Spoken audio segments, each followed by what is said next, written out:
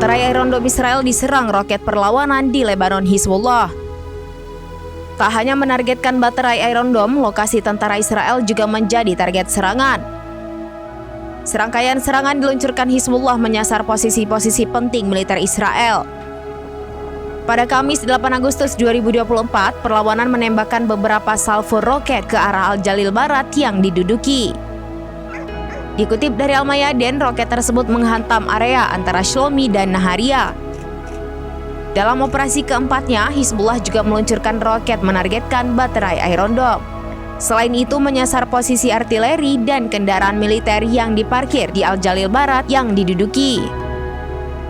Serangan itu terjadi sebagai respons terhadap agresi Israel terhadap kota Dawir. Beberapa roket Burkan kaliber besar kemudian ditembakkan ke barat Zarid yang menjadi markas bagi 1 batalion Brigade Teritorial ke-300. Roket-roket tersebut ditembakkan sebagai respons terhadap serangan Israel di kota Majdal Zone.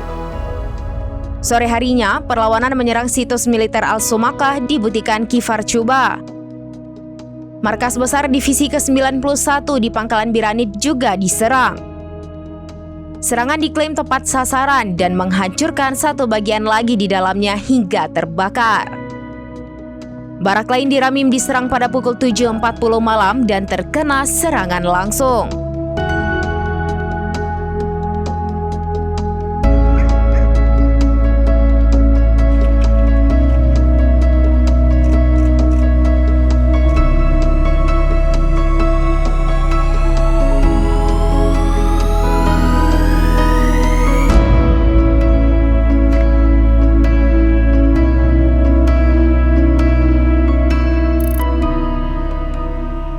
Download Tribun X sekarang, menghadirkan lokal menjadi Indonesia.